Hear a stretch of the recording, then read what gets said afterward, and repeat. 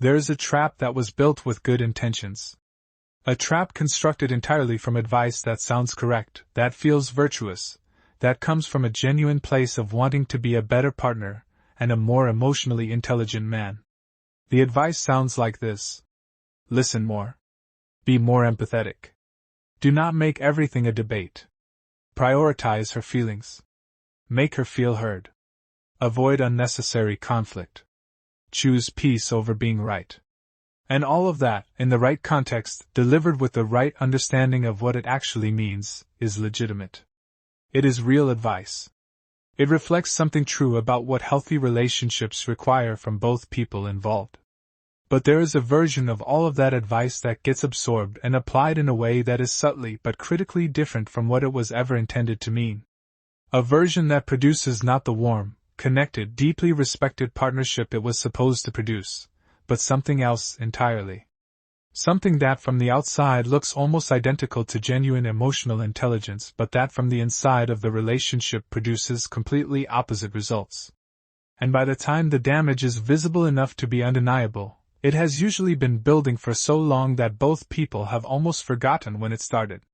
The difference between these two versions is one of the most important distinctions available to any man who wants to understand why a relationship that seemed to be going well started feeling like something was fundamentally off.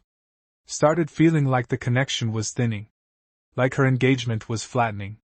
Like she was still there but was not quite as present as she used to be. Like the respect that once seemed effortless had quietly gone somewhere, and neither of you could quite pinpoint when it left or why. Today we are going to name what that distinction is. We are going to be honest about what it looks like, how it develops, what it does to the relationship over time, and what is actually required to reverse it. Not the comfortable version of this conversation. The honest one. The one that requires you to look at behavior you have probably been telling yourself is considerate and generous and loving and recognize that it may actually be doing something quite different from what you intended. Here is the distinction. Emotional intelligence means you understand your own emotions and can engage with them honestly while remaining genuinely present to the emotions of the person you are with. Chronic agreeableness means you manage her emotions as a way of avoiding discomfort. Either the discomfort of her being upset or the discomfort of genuine conflict, or the discomfort of the friction that comes when two real people with real and sometimes different perspectives actually engage honestly with each other. These two things look nearly identical from the outside.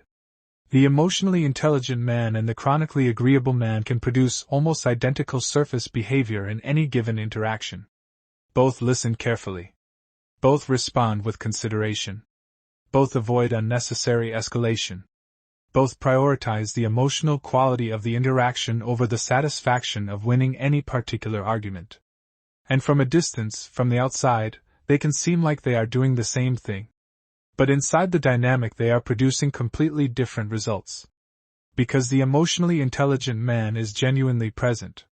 He is in the conversation as himself. With his own perspective. His own positions. His own honest assessment of what is happening, and what he thinks and feels about it. He can validate her when she is right. He can push back when he disagrees. He can hold a position under pressure when the position is genuinely his. He can be moved by a good argument without being moved by mere emotional pressure. He is there as a full participant in the conversation rather than as someone whose primary job is to manage the temperature of it. The chronically agreeable man is also present in a physical sense. He is in the room. He is listening. He is responding. But what he is primarily doing is not participating in the conversation. He is managing it. His primary orientation in any moment of potential conflict or tension is not toward what he actually thinks or feels. It is toward what response will most quickly and most effectively reduce the discomfort of the moment. What can he say that will de-escalate this? What position can he take that will stop her from being upset? What agreement, or apology or concession will bring the temperature back to something comfortable as quickly as possible? And the tragedy of this is not that it fails in the moment. Often it succeeds brilliantly in the moment. The tension dissipates. The conflict does not escalate. The evening ends without a fight. And from a narrow, immediate perspective this looks like success. like peace. Like the mature and considerate management of a difficult situation. But what is actually happening, beneath the surface of the smooth outcome, is something that accumulates over time into one of the most relationship-damaging dynamics available. Think about the men in her life that she genuinely respects. Not the men she is comfortable with. Not the men she likes spending time with or enjoys the company of. The men she actually respects. The ones whose opinions she takes seriously. The ones she thinks of as genuinely strong. Are those the men who always agree with her? Who always defer to her position? Who consistently arrange their responses around what she seems to need to hear? Or are they the men who are honest with her even when honesty is inconvenient? Who have genuine positions and hold them? Who disagree with her sometimes without making the disagreement into a crisis? Who are present with her as full people rather than as mirrors of whatever she wants to see? The answer to that question tells you something important. Something about how respect actually works. Something about what genuine strength looks like and what the behavior that is trying to avoid conflict is actually communicating to someone who is paying attention. Let us walk through how this pattern develops. Because it almost never starts from a bad place. It almost always starts from a place of genuine care. Of genuinely not wanting to hurt someone. Of genuinely wanting the relationship to feel good and to function smoothly. And the first accommodation is usually so small and so reasonable in the context of that specific moment that it barely registers as a pattern at all. Something happens. A disagreement. A moment of tension. A conversation that starts to feel like it might become a conflict. And instead of engaging with it directly, instead of saying what you actually think even though it might land uncomfortably, you smooth over it. Maybe you apologize when you were not entirely wrong, just to make the tension stop. Maybe you drop a point you were in the middle of making because she seemed frustrated and you decided the point was not worth the friction it was causing. Maybe you agree with a position you do not actually hold because agreeing is so much easier than the conversation that genuine disagreement would require. Nothing catastrophic. Just one instance of choosing the smooth outcome over the honest one. And then the pattern begins. Because that worked. Or appeared to work. The tension stopped. The conflict did not happen. The evening was saved. And the lesson your nervous system absorbed from that outcome is simple and powerful. Accommodation works. Agreement works. Smoothness works. And so the next time a moment of potential conflict arrives, the threshold for accommodation is already slightly lower. The calculation is already slightly more automatic. The move toward agreement happens slightly faster. And the threshold keeps dropping with each repetition. Because you keep reinforcing the lesson that accommodation produces the desired outcome. That the smooth path is the right path.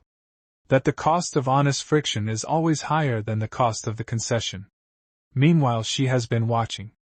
And what she is registering, consciously or unconsciously, is not what you think she is registering. You think she is registering that you are considerate and flexible and emotionally mature and easy to be in a relationship with. And she may use those words sometimes. She may genuinely think those things on the surface level of her conscious assessment. But underneath that conscious assessment, something else is being registered. Something that does not have easy words but that produces a feeling. The feeling that your positions are soft. That your opinions do not quite belong to you. That your agreements arrive too easily to mean very much. That the version of you she is engaging with has very little genuine resistance to it. Very little of its own that it holds on to when things get difficult. Very little ground that it actually stands on that does not simply yield the moment it encounters her emotional pressure. And here is the psychological truth that explains what that feeling eventually produces. We do not respect what we can fully control. Not because women are manipulative. Not because there is anything cynical or calculating about this. But because something in the human psychology recognizes, at a level beneath conscious thought, that anything without resistance, without its own integrity, without edges that push back, does not have real value. The tree that bends with every wind is not the tree you shelter under. The person who always agrees with you is not the person whose agreement means anything. She may not be able to articulate any of this. She will likely not frame it in these terms.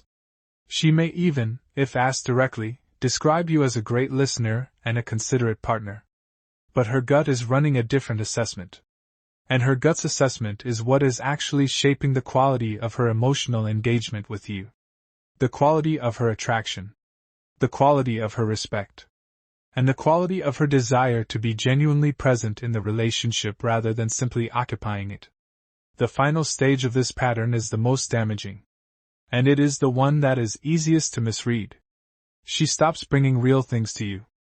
Not because she has nothing real to bring, but because she has learned, from enough experiences of the pattern, that bringing something real to the conversation produces a specific and predictable outcome. The conversation loops back around to you agreeing with her or deferring to her. And she has stopped finding that satisfying. Not because she wanted you to fight with her, but because what she actually wanted was to engage with someone who had a genuine perspective, who brought his own thinking to the table, who gave her something to push against, to engage with, to be genuinely affected by. And the chronically agreeable version of you does not give her that. It gives her a mirror. And mirrors are not engaging. Mirrors are not interesting. And eventually mirrors are not respected.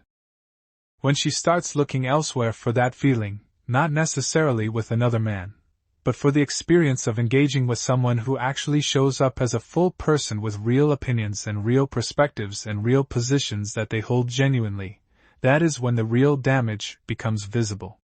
Not because anything dramatic has happened, but because the respect deficit has been building for long enough that it has affected the fundamental quality of her engagement with the relationship. And by the time most men notice this shift, it has been building for a very long time. So let us talk about what actually fixes it. Not because this is a call to become combative or contrarian or emotionally withholding. The opposite of chronic agreeableness is not being difficult. It is not making everything a debate. It is not performing confidence through the strategic deployment of disagreement. The opposite of chronic agreeableness is genuine presence. And genuine presence is a significantly more demanding thing than either agreeableness or manufactured difficulty. Genuine presence means you are actually in the conversation as yourself. With your actual perspective. With your actual positions. With your actual honest assessment of what you think and what you feel, delivered clearly and without drama. It means that when she is upset about something you stay present with the issue rather than immediately trying to flatten it or redirect it toward a smoother outcome. You engage with it as a participant rather than managing it as an administrator. You might validate her if she is right. You might push back if you think she is off base. But either way you are in the conversation as yourself. Not as a version of yourself that has been pre-configured around her anticipated reaction. Genuine presence means being comfortable with the idea that her discomfort is not always a problem that you need to solve. That a relationship in which two real people sometimes disagree, sometimes experience friction, sometimes have to sit with the discomfort of not immediately resolving something, is a healthier and more genuinely connected relationship than one in which permanent smoothness is maintained through the systematic suppression of genuine disagreement. The presence of friction is not evidence that something is wrong. It is often evidence that two real people are actually engaging with each other rather than performing engagement. Genuine presence also means being willing to say the true thing even when the easier thing is sitting right there waiting. Not cruelly. Not combatively. Not with the agenda of winning or proving a point. But clearly. From a genuine internal position that you arrived at independently, and that you are willing to hold even under the pressure of her displeasure. The ability to tell her the truth when the truth is uncomfortable, to hold a position she pushes back against when the position is genuinely yours, to show up as a full person rather than as a mirror of whatever the moment seems to require, these are not small things. They are the foundation of genuine respect. And they are the things that chronic agreeableness has been steadily eroding. Rebuilding this, and it can be rebuilt, starts in the small moments rather than the large ones. The grand gesture of suddenly becoming assertive in some significant confrontation after months of accommodation is not the move. The move is the series of small, consistent, ordinary moments in which you practice saying what you actually think rather than what is most likely to produce peace. in which you practice holding a position for one more exchange before reconsidering it rather than immediately folding the moment you encounter resistance, in which you practice letting her be disappointed or frustrated or disagreeing with you without immediately moving to resolve her discomfort. Not to be cruel, but to build the muscle. To practice the thing until it becomes natural rather than feeling like a performance. And here is the counterintuitive truth that is worth sitting with until it genuinely lands. The moments she respects you most will rarely be the moments you gave her exactly what she wanted. The moments she respects you most will be the moments you told her the truth when it would have been significantly easier to tell her something else. The moments you held a position under pressure because the position was actually yours and you trusted it. The moments you showed up as a full person rather than a mirror of whatever she needed you to be in that moment. Those are the moments that build something in her experience of you that accommodation, however sincerely intended, consistently and systematically dismantles. Because respect is not built through the consistent delivery of what someone wants to hear. Respect is built through the consistent demonstration that you have genuine opinions, genuine positions, genuine ground that you actually stand on. That you are a real person with a real inner life that exists independently of her, and independently of what she needs from you in any given moment. That she is in a relationship with someone who is genuinely there, not someone who has made himself so accommodating that there is very little of himself left to actually be in a relationship with. There is also something worth naming about what this pattern costs you beyond the relationship. Because the chronic agreeableness that develops in romantic relationships does not stay contained to those relationships. The habit of managing other people's emotional states as a way of avoiding discomfort, of prioritizing the smooth outcome over the honest one, of suppressing your genuine perspective, in the interest of keeping the peace, is a habit that develops across every area of life. It shows up in professional relationships, in friendships, in family dynamics, in any context where genuine disagreement or honest engagement might produce friction. And the cumulative effect of living this way is a particular kind of invisible diminishment. A gradual erosion of the confidence that comes from knowing your own positions and trusting your own perspective.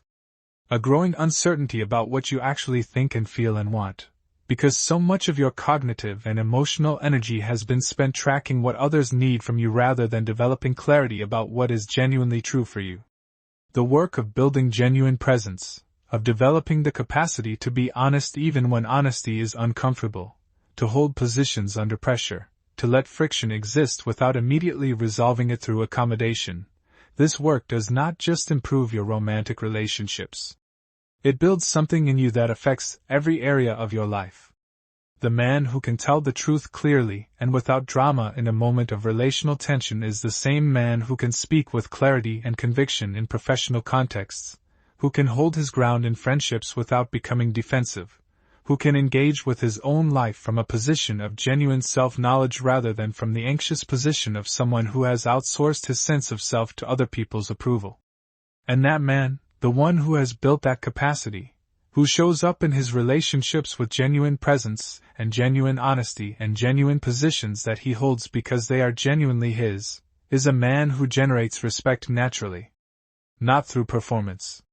Not through the strategic deployment of disagreement or difficulty, but through the simple, consistent, demanding practice of being genuinely himself in every context and every conversation regardless of what the path of least resistance would look like.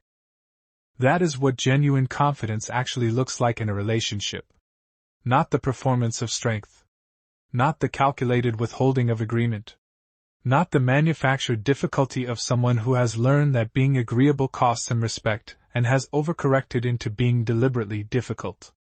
But the genuine, grounded, unself-conscious presence of a man who knows what he thinks and is willing to say it. Who knows what he feels and is willing to own it.